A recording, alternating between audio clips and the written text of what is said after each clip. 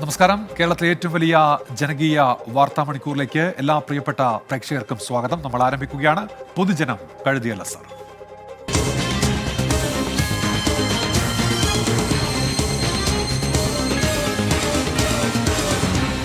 പൊതുജനം കഴുതയല്ല സാർ. പ്രിയപ്പെട്ട പ്രേക്ഷകരെ, നിങ്ങൾക്കറിയാവുന്ന പോലെ തന്നെ നിങ്ങൾക്ക് ഈ പരിപാടിയുടെ ഭാഗമാകാം. ഏതെങ്കിലും ജനകീയ വിഷയങ്ങൾ ഞങ്ങളുടെ ശ്രദ്ധയിൽ കൊണ്ടുവരേണ്ടതുണ്ടെങ്കിൽ നേരിട്ട് വിളിച്ച് അക്കാര്യം അറിയിക്കാം. 04842830 ഈ നമ്പറിൽ നേരിട്ട് വിളിക്കാം. ഏതെങ്കിലും വാർത്തകളും ദൃശ്യങ്ങളും ഒക്കെ വാട്സാപ്പിൽ അയക്കേണ്ടതുണ്ടെങ്കിൽ അതിനും അവസരമുണ്ട്. 6235968937 ഈ നമ്പറിൽ വാട്സാപ്പ് വഴി ദൃശ്യങ്ങൾ അയച്ചു നൽകുകയും ചെയ്യാം. നമ്മൾ ആദ്യ റിപ്പോർട്ടിലേക്ക് കടക്കുകയാണ്. ഹൈക്കോടതി മാർഗനിർദ്ദേശങ്ങൾക്കെതിരെ ആറാട്ടുപുഴ ക്ഷേത്രത്തിൽ പ്രതീകാത്മക പൂരം. ആന എഴുന്നള്ളിപ്പിൽ ഉൾപ്പെടെയുള്ള പ്രതിസന്ധികൾ പരിഹരിക്കണമെന്നാവശ്യപ്പെട്ടാണ് പ്രതീകാത്മക പൂരം. ഉത്രാളിക്കാവ് ക്ഷേത്രത്തിൽ ഇന്ന് പ്രതിഷേധ സംഗമവും സംഘടിപ്പിച്ചിരുന്നു. കേരളമായി നിൽക്കണം, കലകളുണ്ടാവണം, പൂരങ്ങളുണ്ടാവണം, ഉത്സവങ്ങളുണ്ടാവണം. ഉത്സവങ്ങളും പൂരങ്ങളും ക്ഷേത്രങ്ങളും നമ്മുടെ പൈതൃകത്തിൻ്റെ ഭാഗമാണ്. ഇത് സംരക്ഷിക്കേണ്ട കടമ നമുക്ക് ഓരോരുത്തർക്കും ഉണ്ട്.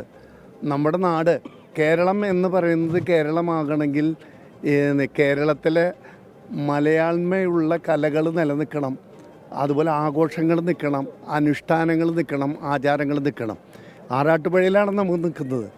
ആറാട്ടുപുഴ പൂരം ആരംഭിച്ചിട്ട് 1442 കൊല്ലം കഴിഞ്ഞു. 43ാമത്തെ പൂരമാണ് ഈ ഏപ്രിൽ 9-ാം തീയതി നമ്മളിവിടെ നടത്തേണ്ടത്.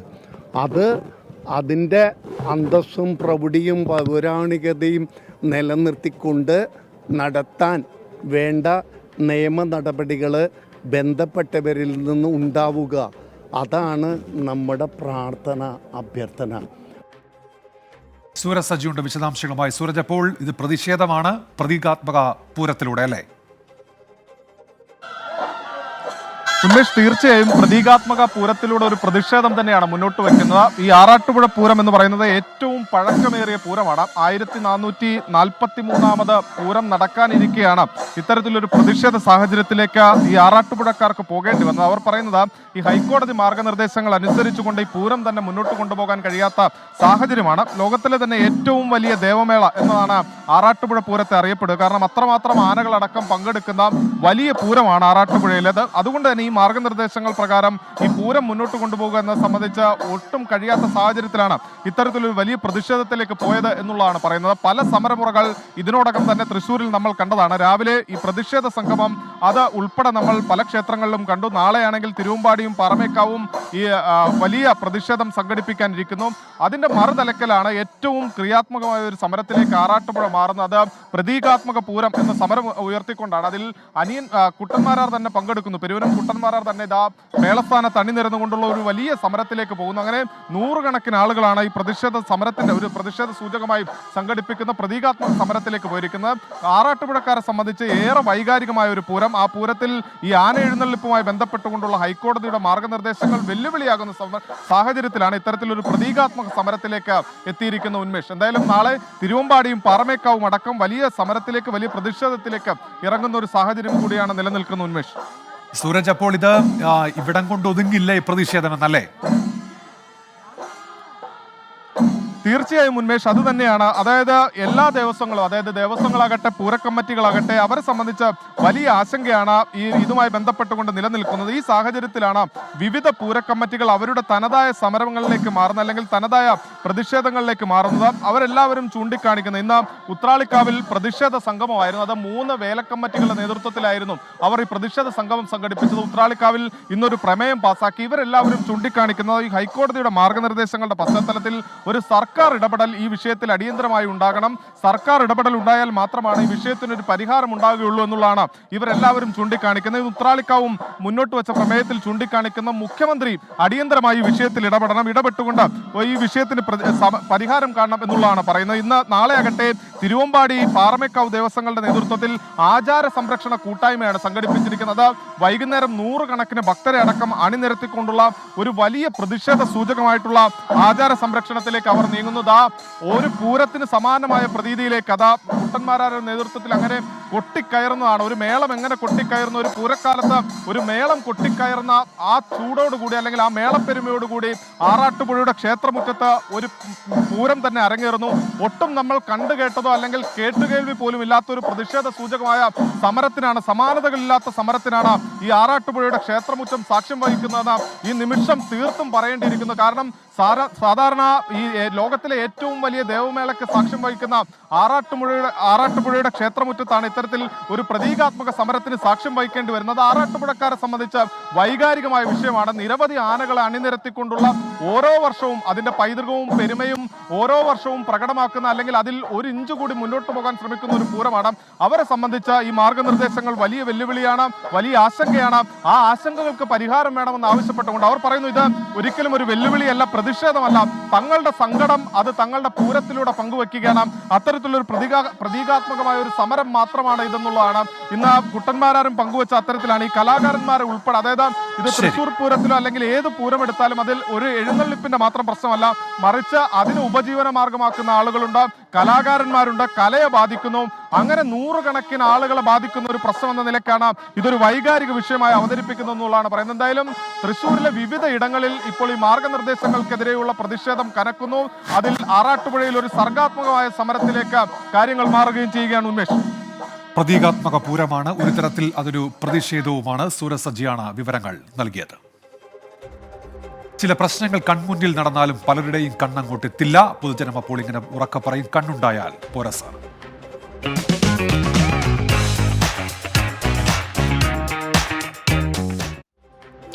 ഒരു താൽക്കാലിക ഹെലിപ്പാഡ് കാരണം പൊല്ലാപ്പിലായിരിക്കുകയാണ് Wayanad Kalpetta SKMJ higher secondary school അധികൃതർ. മുണ്ടക്കൈ ചൂരൽമല ദുരന്തത്തിന് പിന്നാലെ പ്രധാനമന്ത്രിക്ക് ഇറങ്ങാനാണ് ഇവിടത്തെ ഗ്രൗണ്ടിൽ ഹെലിപ്പാഡ് നിർമ്മിച്ചത്. ഇത് പൊളിച്ചു മാറ്റാൻ നടപടിയില്ലാത്തത് മൂലം പ്രതിസന്ധിയിലാണ് കായിക പരിശീലനം നടത്തുന്നവർ. പ്രധാനമന്ത്രിയുമായി ഹെലികോപ്റ്റർ വന്നിറങ്ങിയത് ഓഗസ്റ്റ് 10-ന്. മാസങ്ങൾക്കിപ്പുറവും ഈ ഗ്രൗണ്ടിലെ ഹെലിപ്പാഡ് പൊളിച്ചു മാറ്റാൻ അധികൃതർ തയ്യാറായിട്ടില്ല. 1500ഓളം കുട്ടികൾ പഠിക്കുന്ന സ്കൂളിലെ ഗ്രൗണ്ടാണിത്.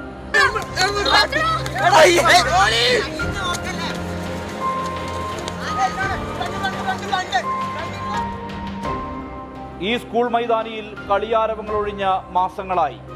കായിക പരിശീലനങ്ങളും പ്രഭാത സായാഹ്ന നടത്തവും മറ്റ് കായിക മത്സരങ്ങളുമൊക്കെയായി സജീവമായിരുന്ന മൈതാനമായിരുന്നു ഇത്. സ്കൂൾ വിദ്യാർത്ഥികളും ഈ ഗ്രൗണ്ടിനെ പ്രയോജനപ്പെടുത്തിയിരുന്നു. ഓഗസ്റ്റ് 10-ന് പ്രധാനമന്ത്രി എത്തുന്നതിനോടനുബന്ധിച്ച് യുദ്ധകാലാടിസ്ഥാനത്തിലായിരുന്നു ഹെലിപ്പാഡിന്റെ നിർമ്മാണം. ഗ്രൗണ്ടിന്റെ പ്രധാന ഭാഗം ഈ നിർമ്മാണത്തിനായി ഉപയോഗിച്ചു. പ്രധാനമന്ത്രി അന്നു തന്നെ മടങ്ങി.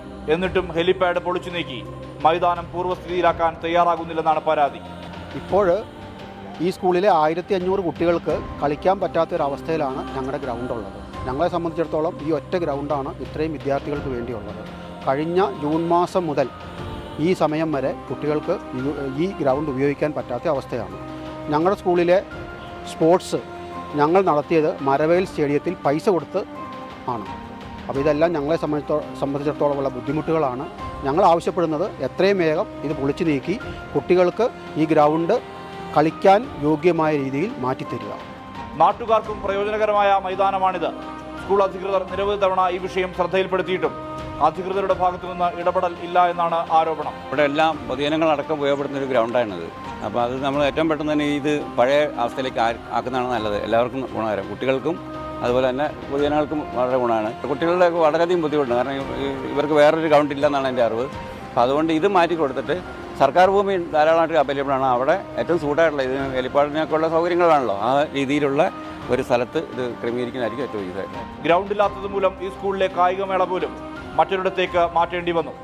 മൈതാനം പൂർവ്വസ്ഥിതിയിലാക്കാൻ കലക്ടർ വേഗത്തിൽ നടപടിയെടുക്കണമെന്നാണ് ഉയരുന്ന ആവശ്യം.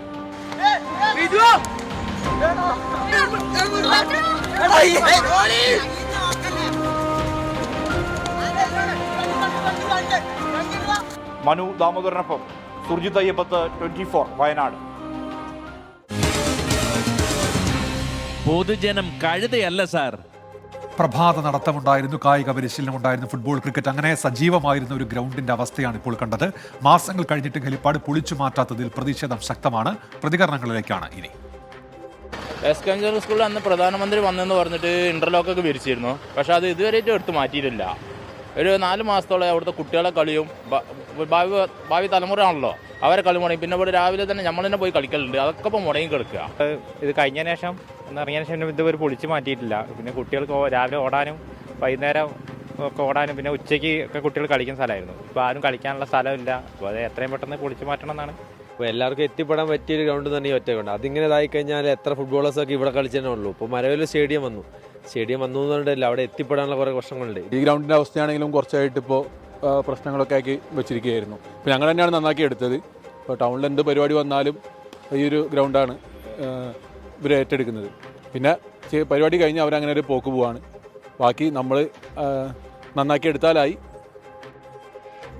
അപ്പോൾ അക്കാര്യത്തിൽ അവർ ആവശ്യപ്പെടുന്ന തരത്തിലൊരു പരിഹാരം ഉണ്ടാകുമെന്ന് നമ്മൾ പ്രതീക്ഷിക്കുകയാണ്. ചില വാർത്തകൾ കൂടി ഇപ്പോൾ വരുന്നുണ്ട്. പൊതുഗതാഗതം തടസ്സപ്പെടുത്തിയുള്ള തിരുവനന്തപുരത്തെ CPM സമ്മേളനത്തിൽ ഹൈക്കോടതിയിൽ പൊതുതാൽപര്യ ഹർജി എത്തിയിട്ടുണ്ട്. മറ്റൊരു വാർത്ത, പത്തനംതിട്ട നഗരത്തിൽ പോലീസുകാരനെ തൂങ്ങി മരിച്ച നിലയിൽ കണ്ടെത്തിയെന്ന് ശ്രീജിത് കുമാർ അറിയിക്കുന്നുണ്ട്. ഹേമ കമ്മിറ്റി റിപ്പോർട്ടുമായി ബന്ധപ്പെട്ട് അതിൻ്റെ പുറത്തുവിടേണ്ട ഭാഗങ്ങൾ ഇനി വെള്ളിയാഴ്ചയ്ക്ക് ശേഷമേ പുറത്തുവിടൂ എന്നൊരു വാർത്ത സലീം മാലിക് ഇപ്പോൾ അറിയിക്കുന്നു. അങ്ങനെ ചില വാർത്തകൾ കൂടി ഘട്ടത്തിൽ വരുന്നുണ്ട്. തിരുവനന്തപുരം പാലോട് നവവധുവിന്റെ മരണത്തിൽ ബന്ധുക്കളുടെ ആരോപണം നിഷേധിച്ച് ഭർതൃകുടുംബം. ഇന്ദുജിയുമായി ഒരു തരത്തിലുള്ള പ്രശ്നങ്ങളും ഉണ്ടായിരുന്നില്ല എന്നാണ് ഭർത്തൃമാതാവ് പൈങ്കിളിയുടെ പ്രതികരണം. മുഖത്തുണ്ടായത് ബസിന്റെ കമ്പിയിൽ തട്ടിയ പാടാണ്. മരണദിവസം ഫോൺ വന്നതിന് പിന്നാലെ ഇന്ദുജ മുറിയിൽ കയറി വാതിലടച്ചു. ഏത് അന്വേഷണം നേരിടാൻ തയ്യാറാണെന്നും പൈങ്കിളി പറയുന്നു. 2 ദിവസം മുമ്പ് അവളെ മുഖത്ത് പാടുണ്ടായിരുന്നു. ചോദിച്ചപ്പോൾ അവൾ പറഞ്ഞു ബസ്സിൽ ഇരുന്ന് ഉറങ്ങിപ്പോയി, അപ്പോൾ കമ്പിയിൽ തട്ടിയതാണെന്നാണ് എന്നോട് പറഞ്ഞത്. അവന് അച്ഛനും അമ്മയായിട്ട് എന്തോ വിഷയമുണ്ടെന്ന് പറയുന്നു. ഈ വീട്ടിൽ എന്തായാലും വിഷയങ്ങളൊന്നുമില്ല. ഇല്ല, തീർച്ചയായിട്ടും. അല്ലെങ്കിൽ ഞാൻ കല്യാണം നടത്തി ഇവിടെ കൊണ്ടുവരില്ലല്ലോ. ഞാനാണ് കല്യാണം നടത്തിയത്. ജോലിക്ക് പോവാത്ത ദിവസം 10 മണിയായി കാപ്പി കുടിക്കാൻ വരുള്ളൂ. വന്ന് കാപ്പി കുടിച്ച് പാത്രമൊക്കെ കഴുകി മുറിക്കൊക്കെ തൂത്തിട്ട് അവൾ അപ്പോൾ ഒക്കെ ഒരു ഫോൺ കോൾ വന്നു. അങ്ങനെയാണ് അവൾ മുറിയിൽ കയറി പോയത്. എന്നിട്ട് 1:30 മണിക്ക് കഴിക്കാൻ വന്നപ്പോഴാണ് ഇങ്ങനെ സംഭവം കണ്ടത്. എൻ്റെ ഭാഗത്ത് 101% തെറ്റില്ലാന്ന് എനിക്ക് ഉറപ്പുണ്ട്. അതുകൊണ്ട് തന്നെയാണ് ഞാൻ ഇത്ര ഇതായിട്ട് നിൽക്കുന്നത്. എനിക്കറിയാം ഇതിൽ എൻ്റെ ഭാഗത്ത് തെറ്റില്ല എന്നുള്ളത്. AV ജയശങ്കറോട് വിവരങ്ങൾ. ജയശങ്കർ, ഈ ഭർത്താവിൻ്റെ കുടുംബത്തിനെതിരെയാണല്ലോ ഈ കുട്ടിയുടെ ബന്ധുക്കളുടെ ആരോപണം. അതൊക്കെ അവർ തള്ളുകയാണല്ലോ ജയശങ്കർ. അതായത് ഇന്ദുജയുടെ മരണവുമായി ബന്ധപ്പെട്ട കുടുംബം ഉന്നയിക്കുന്ന ഗുരുതര ആരോപണങ്ങൾ അഭിജിത്തിന്റെ മാതാവ് പൈങ്കിളി തള്ളുകയാണ്. വീട്ടിൽ ഒരു തരത്തിലുള്ള പ്രശ്നങ്ങളും ഇന്ദുജയ്ക്ക് ഉണ്ടായിരുന്നില്ല. വളരെ സ്നേഹപരമായിട്ടായിരുന്നു കാര്യങ്ങൾ മുന്നോട്ട് പോയിക്കൊണ്ടിരുന്നത്. ഈ മുഖത്ത് പാട് സംഭവിച്ചതുമായി ബന്ധപ്പെട്ട് ഇന്ദുജയുടെ അടുത്ത് മാതാവ് ചോദിച്ചിരുന്നു. ഈ ഘട്ടത്തിൽ ബസ്സിന്റെ കമ്പിയിൽ തട്ടിയെന്നാണ് മറുപടി എന്നായിരുന്നു മാതാവ് പറഞ്ഞത്. ഒപ്പം തന്നെ ഈ മരണ ദിവസം ഇന്ദുജയ്ക്ക് ഒരു ഫോൺ കോൾ വന്നു. ഈ ഫോൺ കോൾ വന്നതിന് പിന്നാലെ റൂമിൽ കയറി വാതിലടച്ചു എന്നാണ് മാതാവ് പറയുന്നത്. അതിനുശേഷമാണ് ഇത്തരത്തിൽ മരിച്ച രീതിയിൽ കണ്ടെത്തുന്നത്. വിവാഹം നടത്തിക്കൊടുത്തത് താൻ തന്നെയാണെന്നും അമ്മ പറയുന്നു. അത്തരത്തിൽ മകളുമായി വളരെയധികം അടുത്ത തരത്തിലുള്ള ബന്ധമാണ് ഉണ്ടായത്. അത്തരത്തിൽ ആത്മഹത്യ ചെയ്യേണ്ട ഒരു സാഹചര്യം വീട്ടിലുണ്ടായിരുന്നില്ല. ഏത് തരത്തിലുള്ള അന്വേഷണത്തെയും നേരിടാൻ തയ്യാറാണ്. സത്യം പുറത്തു വരണമെന്നും മാതാവ് പൈങ്കിളി പറയുന്നു. ഈ ഇന്ദുജയുടെ കുടുംബം ഈ മാതാവിനെതിരെയും അഭിജിത്തിനെതിരെയും വലിയ തോതിലുള്ള ആരോപണങ്ങളാണ് ഇന്ന് ഉന്നയിച്ചത്. വീട്ടിൽ ഗാർഹിക പീഡനം നേരിട്ടു, ഒപ്പം തന്നെ ജാതി പറഞ്ഞുകൊണ്ട് അധിക്ഷേപിച്ചു, വേർതിരിവ് ഉണ്ടാക്കി ഉൾപ്പെടെയുള്ള ആരോപണങ്ങൾ ഉന്നയിച്ചിരുന്നു. എന്നാൽ ഇതെല്ലാം തന്നെ അഭിജിത്തിന്റെ മാതാവ് പൈങ്കിളി തള്ളുകയാണ്. ഇവർ സഹകരണ ബാങ്കിലെ അക്കൗണ്ടന്റ് ആണ്. ഇവർ ഏത് തരത്തിലുള്ള അന്വേഷണവും നേരിടാൻ ഏതായാലും അത്തരം ആരോപണങ്ങളൊക്കെ തള്ളുകയാണ് ഇപ്പോൾ ഈ കുടുംബം. ഹേമ കമ്മിറ്റി റിപ്പോർട്ടിൽ സർക്കാർ പൂഴ്ത്തിയ ഭാഗങ്ങൾ പുറത്തുവിടുന്നതിൽ തീരുമാനം വെള്ളിയാഴ്ചയ്ക്ക് ശേഷം. വിവരാവകാശ കമ്മീഷണർ ഡൽഹിയിൽ നിന്ന് തിരിച്ചെത്തിയ ശേഷമായിരിക്കും തീരുമാനമുണ്ടാവുക. സലീം മാലിക് ചേരുന്നുണ്ട് ഇപ്പോൾ തിരുവനന്തപുരത്ത്. സലീം മാലിക്, ഇന്ന് ഇത് പുറത്തുവിടുമെന്നായിരുന്നല്ലോ നേരത്തെ ഉണ്ടായിരുന്ന വിവരം. ഇപ്പോൾ എന്താണ് മനസ്സിലാക്കേണ്ടത്?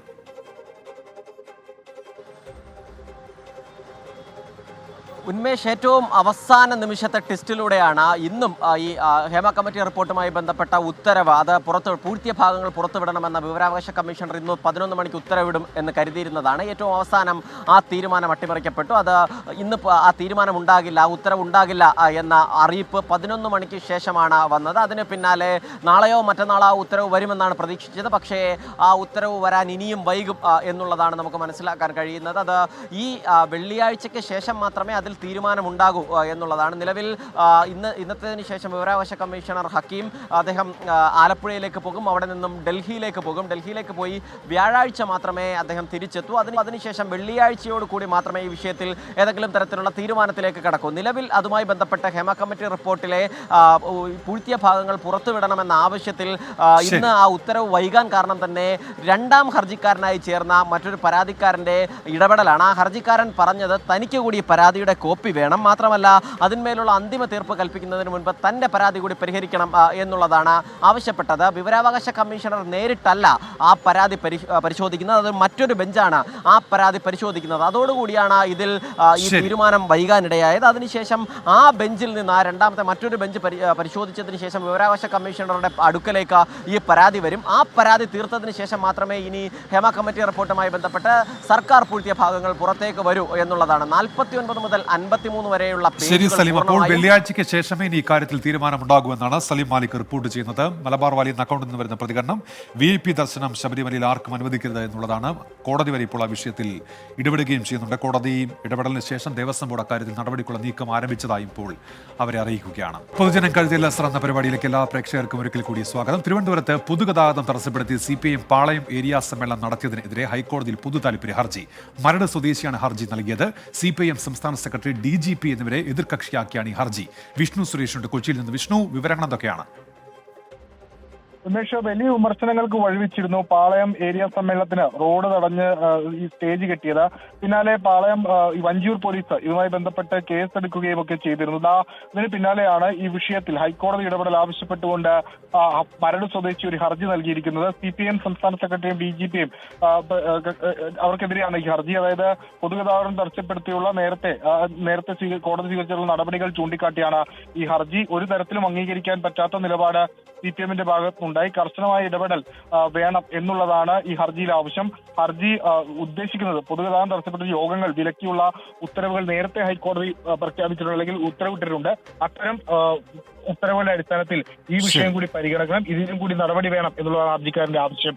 ഉന്മേഷം. വിഷ്ണു സുരേഷാണ് വിശദാംശങ്ങൾ നൽകിയത്. ആലുവ മഹിളാലയം ജംഗ്ഷനിൽ സീപോർട്ട് എയർപോർട്ട് റോഡിന്റെ രണ്ടാം ഘട്ടത്തിനായി ജനങ്ങൾ കാത്തിരിപ്പ് തുടങ്ങിയിട്ട് വർഷങ്ങളായി. ഭൂമി ഏറ്റെടുക്കലിന് 569 കോടി രൂപ അനുവദിച്ചെങ്കിലും ഇനിയും നടപടികൾ തുടങ്ങിയിട്ടില്ല. ഈ താഴിങ്ങനെ പൂട്ടിയിട്ടിട്ട് താമസക്കാർ ജോലിക്കോ മറ്റോ പോയതൊന്നുമല്ല, എന്നേക്കുമായി ഈ വീട് വിട്ടൊഴിഞ്ഞതാണ്. പൊട്ടിയൊലിക്കുന്ന ഈ വീട് ഒന്ന് പുനർനിർമ്മിക്കണമെങ്കിൽ സർക്കാരിന്റെ ഉത്തരവ് കിട്ടണം എന്ന ദുരവസ്ഥയാണ്. കൊല്ലം 27ആയി എയർപോർട്ട് സീപോർട്ട് റോഡിന്റെ പേരിലുള്ള ഈ അനിശ്ചിതാവസ്ഥ ഇങ്ങനെ തുടങ്ങിയിട്ട്.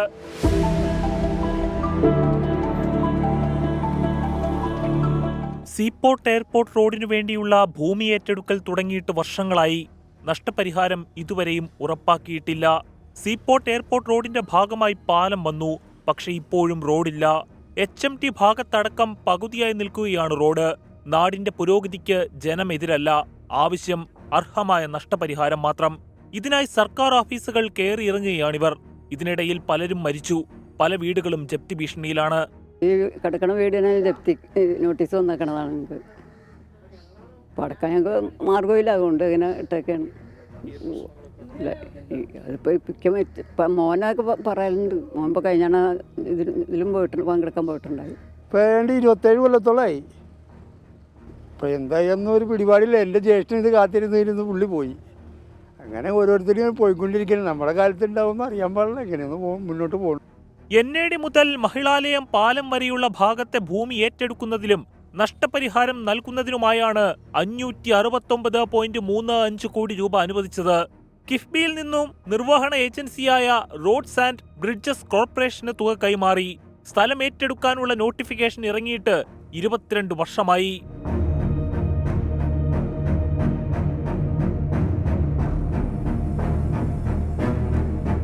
റുഖയെ പോലെ കിടപ്പാടം ജപ്തി ഭീഷണി നേരിടുമ്പോഴും തങ്ങൾക്ക് കിട്ടേണ്ട നഷ്ടപരിഹാരം കിട്ടുക തന്നെ ചെയ്യുമെന്ന് പ്രതീക്ഷിച്ചു പോകുന്ന ഒട്ടനവധി പേർ. അപ്പോഴും വൈകിയെത്തുന്ന നീതി നിഷേധം തന്നെയാണ് എന്ന് സർക്കാരിനെ ഓർമ്മിപ്പിച്ചുകൊണ്ട് AS അഭയത്തിനൊപ്പം അമൽ സുരേന്ദ്രൻ, 24 കൊച്ചി. പൊതുജനം കഴുതയല്ല സാർ. വികസനത്തിനായി സ്വന്തം കിടപ്പാടം വിട്ടു നൽകി സർക്കാർ ഓഫീസുകൾ കയറിയിറങ്ങേണ്ട ഗതികേടിലാണ് ആലുവ മഹിളാലയം. ആ പ്രദേശത്തെ ആളുകൾ പലരും മരിച്ചു, പല വീടുകളും ജപ്തി ഭീഷണിയിലുമാണ്. ശക്തമായ പ്രതിഷേധവുമുണ്ട്. പ്രതികരണങ്ങളിലേക്ക്. ഞങ്ങളുടെ പല സമരമുഖങ്ങളും എല്ലാം പലതും നടന്നതാണ്. ഇപ്പോഴാണ് അതിനൊരു അന്ത്യം ആയിന്ന് പറയാറായേക്കണേ. പേപ്പറിലേക്ക് ഇപ്പോൾ അത് പണം അനുവദിച്ചു എന്നൊക്കെ കാണണേ. ഇത് കൈ കെട്ടിയാൽ മാത്രമേ കിട്ടിയെന്ന് പറയാൻ പറ്റുള്ളൂ. അത് തന്നെയല്ല, ഇതുപോലുള്ള സ്ഥലത്ത് ഏറ്റവും കണ്ണായ സ്ഥലമാണ് ഇവിടെ. ഞങ്ങൾക്ക് അതിൻ്റേതായ വില കിട്ടിയില്ലെങ്കിൽ ഞങ്ങൾക്ക് വേറെ എവിടെയെങ്കിലും മാറാനോ പോകാനോ വേറെ മാർഗമൊന്നുമില്ല. ഈ വൈകി കിട്ടുന്ന നീതി ഉണ്ടല്ലോ, അത് നീതി നിഷേധമാണ്. സീപോർട്ട് എയർപോർട്ട് റോഡിൻ്റെ കാര്യത്തിൽ സംഭവിച്ചിരിക്കുന്നത് അതാണ്. വൈകി കിട്ടുന്ന നീതിയാണ്. ഇനി എപ്പോൾ കിട്ടിയാലും അത് ഒരുപാട് കുടുംബങ്ങൾക്ക് ഒരുപാട് പ്രയാസങ്ങളും പ്രതിസന്ധികളും ഉണ്ടാക്കിയിട്ടുണ്ട്. ആ പ്രയാസങ്ങളും പ്രതിസന്ധികളൊന്നും ഇനി ഇതിൽ നിന്നും കിട്ടുന്ന കേവലം തുച്ഛമായ തുക കൊണ്ടൊന്നും തീരില്ല. റോഡ് ഇതുവരെ ആയിട്ടില്ല, പിന്നെയാണ് രണ്ടാം ഘട്ടം ചോദിക്കണത്. എടുത്തു പഠിക്കുന്ന ഇത് റോഡ് വന്നല്ലോ, പാലം വന്നിട്ടുണ്ട്. ഇതുവരെ റോഡ് മറ്റേ സീപോർട്ട് എയർപോർട്ട് പാലം വന്നിട്ടുള്ള കാര്യം ഇനി വേറൊരു പാലം വരുന്നത് ഏറ്റവും നല്ല കാര്യമാണ്. ഞങ്ങൾ ആഗ്രഹിക്കുന്ന ആഗ്രഹമാണ്. 10 കൊല്ലത്തോളമായി എയർപോർട്ട് സീപോർട്ട് നല്ലതാണ്, ജനങ്ങൾക്ക് നല്ലതാണ്. പക്ഷെ ഒരുപാട് പാവപ്പെട്ടവർക്ക് പൈസ കൊടുക്കാനുണ്ട്. കാരണം എന്താ വെച്ചിട്ടുണ്ടെങ്കിൽ അത്താഴ പട്ടിണിക്കാരുണ്ട്, സുഖമില്ലാതെ കിടക്കണവരുണ്ട്, പിന്നെ ലോൺ എടുത്തൊക്കെ വെക്കണവരുണ്ട്, പലവരും ഉണ്ട്.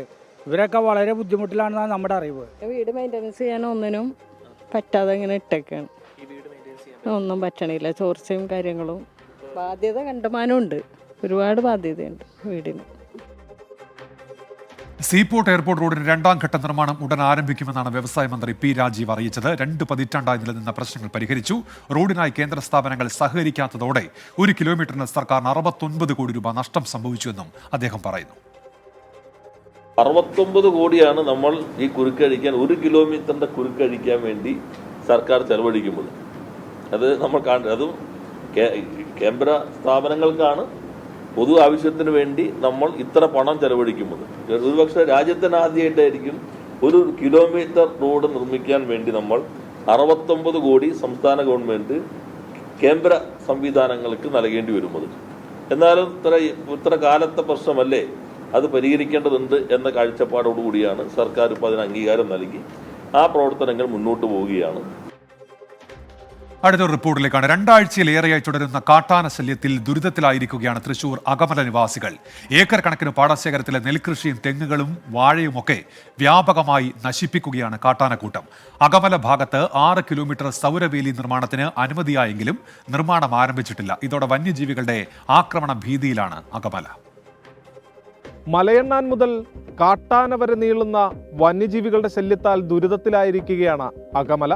ഉത്രാളിക്കാവ് പൂരത്തിന് കണ്ടുശീലിച്ച നാട്ടാനകൾക്കപ്പുറം കാട്ടാന നാട് കൈയടക്കിയതോടെ എന്തു ചെയ്യണമെന്നറിയാത്ത നിസ്സഹായാവസ്ഥയിലാണ് ഒരു നാട്.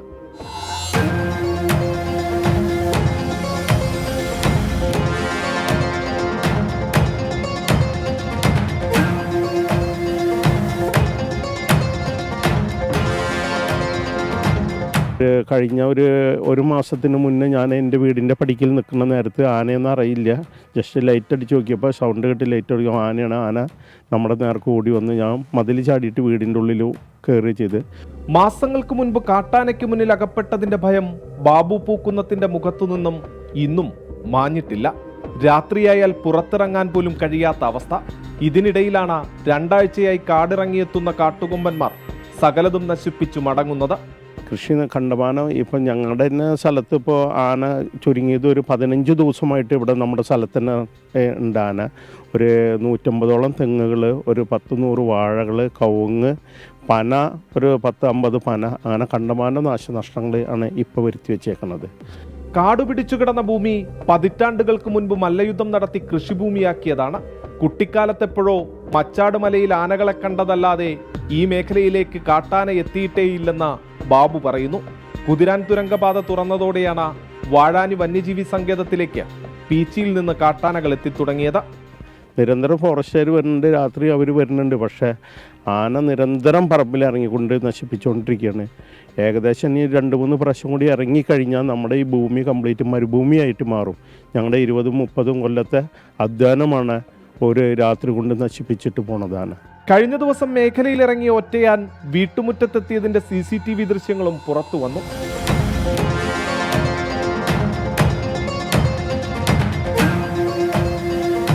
അമ്മയും മകനും കിടന്നുറങ്ങിയ മുറിക്കരികിൽ കാട്ടുകൊമ്പൻ എത്തിയതിന്റെ ആശങ്കയിലാണ് ജയേഷ്. വളരെ രക്ഷപ്പെട്ട തന്നെ തലനാരിഴയ്ക്ക് എന്ന് തന്നെ പറയാം. വീടിൻ്റെ മതിൽക്കെട്ടിന് അരികിലൂടെയാണ് ഈ ആന പോയത്. പക്ഷെ ആന ശാന്തനായതുകൊണ്ടാണോ അതോ മറ്റ് പ്രകോപനങ്ങളൊന്നും ഇല്ലാത്തതുകൊണ്ടായിരിക്കാം വീടിനൊന്നും നഷ്ടം വരുത്താതെ കൃഷിഭൂമി, അതുപോലെ തന്നെ നമ്മുടെ വൃക്ഷത്തൈകൾ, തോട്ട്, അതുപോലെ തന്നെ നമ്മുടെ പ്രദേശങ്ങളിലെ കൃഷി ഉൽപ്പന്നങ്ങളായ കവുങ്ങ്, തെങ്ങ് ഇവയെല്ലാം നശിപ്പിച്ചു. പകൽ സമയം പോലും പുറത്തിറങ്ങാൻ കഴിയാത്ത ഭയപ്പാടിലാണ് സ്ത്രീകളും കുട്ടികളും. പേടിയുണ്ട്, തീർച്ചയായിട്ടും പേടിയുണ്ട്. കാരണം എന്താ വെച്ചാൽ ഈ കാട്ടിൻ്റെ ഉള്ളിൽ നിന്നാണല്ലോ ആന വരുന്നത്. കുട്ടികൾ സ്കൂളിൽ പോകണം വെച്ചാൽ ഇതിൽ കൂടെ പോയിട്ട് ആ മുകളിൽ പോയിട്ടാണ് നിൽക്കുക. അപ്പോൾ ഇപ്പോൾ ഈ രാവിലെയൊക്കെ ഇറങ്ങണ സമയമായതുകൊണ്ട് നമുക്ക് ഏത് സമയത്തും പ്രതീക്ഷിക്കാം. ആന എപ്പോൾ വരുന്നു എന്ന് നോക്കിയിട്ടാണ് ഞങ്ങൾ ഇരിക്കുന്നത്. അത്രയും ഭീതിയായിട്ടാണ് ഞങ്ങളെല്ലാവരും ഇവിടെ ഇരിക്കുന്നത്. 20ഓളം കർഷകരുടെ ഏക്കർ കണക്കിന് നെൽകൃഷിയാണ് കാട്ടാനകൾ നശിപ്പിച്ചത്. ഒപ്പം വിളവെടുക്കാറായ വാഴകളും തെങ്ങും എന്നുവേണ്ട സകലതും നഷ്ടപ്പെട്ടതിന്റെ നിരാശയിലാണ് കർഷകർ. 6 കിലോമീറ്റർ ദൂരത്തിൽ സൗരോർജ്ജ വേലി നിർമ്മിക്കാനുള്ള നടപടികൾ പ്രഖ്യാപനത്തിൽ മാത്രം ഒതുങ്ങിയതാണ് നിലവിലെ പ്രതിസന്ധിക്ക് കാരണമെന്നാണ് ചൂണ്ടിക്കാട്ടുന്നത്. കാട്ടാനകൾ സമീപത്തെ റെയിൽവേ ട്രാക്ക് കൂടി കീഴടക്കിയതോടെ ട്രെയിൻ യാത്രയും ആശങ്കയിലാണ്. വന്യജീവി ആക്രമണം തുടർന്നാൽ വർഷങ്ങളോളം പണിയെടുത്ത കൃഷിഭൂമി മരുഭൂമിയായി മാറിയേക്കുമെന്ന ആശങ്കയിലാണ് കർഷകരുൾപ്പെടെയുള്ളവർ. തൃശ്ശൂരിൽ നിന്നും സൂരജ് സജി, 24. പൊതുജനം കഴുതയല്ല സാർ. പൊതുജന കഴുതല്ല എന്ന പരിപാടി പൂർത്തിയാവുകയാണ്.